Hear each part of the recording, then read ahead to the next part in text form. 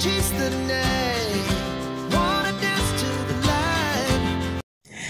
Okay mga kabayan, mga kalingap, ka-business ka-papi, magandang buhay muli. Analisa reality vlog ng babalik. Katatapos ko lang po mag-recording doon sa aking isang reaksyon patungkol po doon sa Tres Marias, aking mga opinion sa pagkaroon ng kuryente, tubig habang ginagawa yung bahay. So ito po, tuloy ko ngayon para pag dito natapos na ako mag-edit doon sa isa, ito naman isusunod ko mag-edit. Pasulput-sulput lang po ako at pag may bakante lang, kaya recording muna ako ngayon habang nagpapahinga para dire-diretso tayo. Busy pa ako kahapon, so ngayon lang ulit. Ayun, ito po ito yung napansin ko. Shoutout po mga ka-business supporters, Kalingap, ayan, kay Team Daddy Frankie, Katekram, shoutout po sa inyong lahat. Masaya po ako sa nakikita ko ngayon dito sa journey nila Intoy at Nika. Ayan. Pagising ko kaninang umaga dito sa amin, kasi nauna po kayo ng 5 hours sa Pilipinas. Naging Intoy Nika adventure na siya.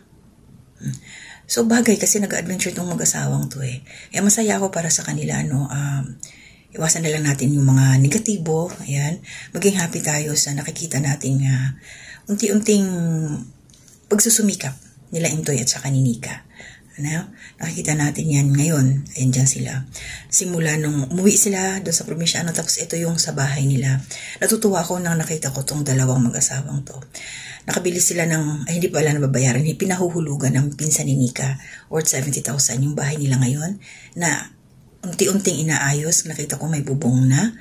So, para sa akin, importante kasi yung bahay. For 70,000, mayroon na silang, ayan, bahay at lupa. Unti-unti, binabago, inaayos kasi nga walang bubong yun.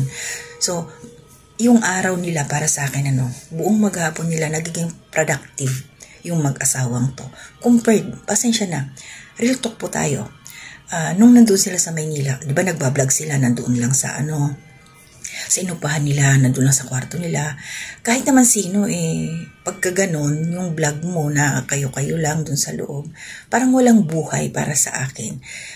Except po sa amin na nagre-reaction kasi may topic po kami, di ba? Ibig kong sabihin, ito ngayon, yung kila Nika at saka kila Intoy, habang nandun sila sa probinsya, ang daming nangyayari. Meron na silang babuyan. Hindi nila nagawa sa Maynila kasi nga walang lugar. Di ba? Then, gumaganda yung buhay nila at nabasa ko pa si Nika magbabalik school, which is number 1 na talagang nakakatuwa. Sobrang saya. Saan pagkakatanda ko dati, mayroon akong reaksyon na sana mag-aaral si Nika kasi bata pa naman siya. So ayan na nga, mag-aaral si Nika. Good luck, Nika. Tuloy-tuloy mo lang yan kasi daig ang may alam. Pag nag-aaral talaga, pasensya po doon sa mga hindi pinalad na makapagtapos, pero kung may chance, mag-aral po kayo. Diba? Mag-aral kayo. Kahit ako din naman may dream pa rin ako sa buhay kahit ganito na ako. Yeah? Patatapusin ko lang yung mga anak ko, God willing. Bahala na kung anong edad ko dyan. Yung word ng aking anak, hindi mo naman na-fulfill, ma. Kasi may pangarap ako, syempre, sariling bahay. Number 1 talaga ang gusto ko is, yun nga, pangarap ko sa buhay, maging isang nurse. God willing, kahit siguro basta kaya ko pa, gusto ko siyang kunin. Hindi na para magtrabaho pa, kundi makumpleto lang, magsusunod ko lang yung aking pangarap. Diba? Malay natin. Abangan nyo yan. Pag nag-retire na ako, ilang 60 years old, kasi patatapusin ko pa yung bunso ko.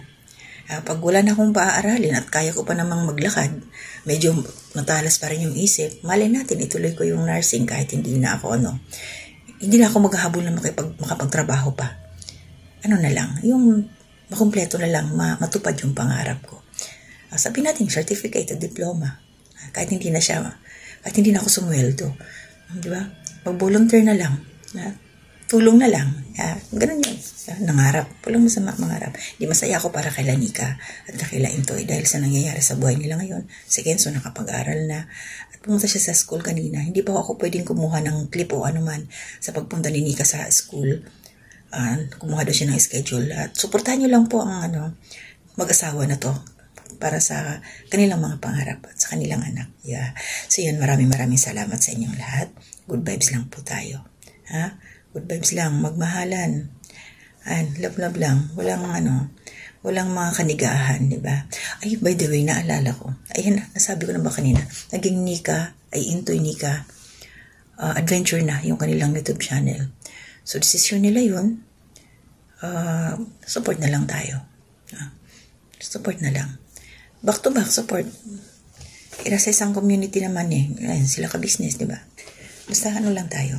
Maging masaya tayo sa nagiging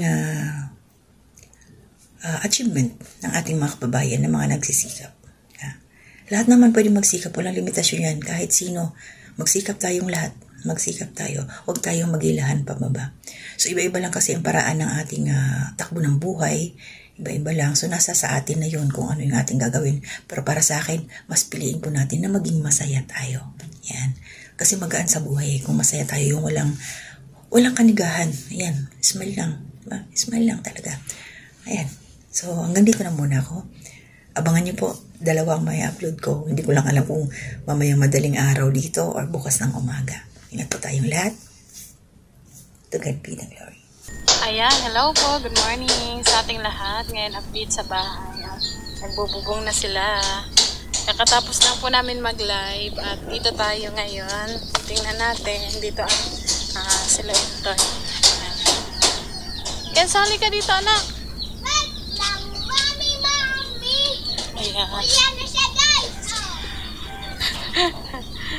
Wala ka na dito. Ayan.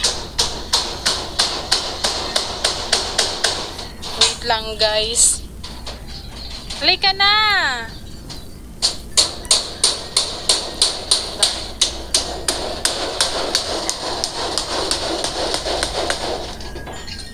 Medyo maingay at nagpupuk. Ala, di kita pala dito. Yan po, oh. Hindi pala dito kita. Ayan yung nilagyan nila Intoy kahapon.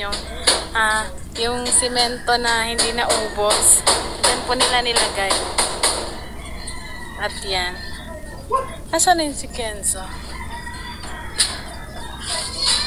Kaya na dito. Dali! Yan.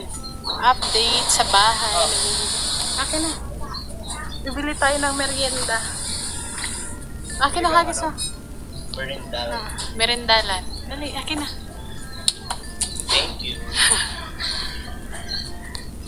Bili lang. Yan, merienda. Bili daw po muna ako ng Bolcasil. Ako na lang bibili kasi si Intoy, ayun o, nasa taas.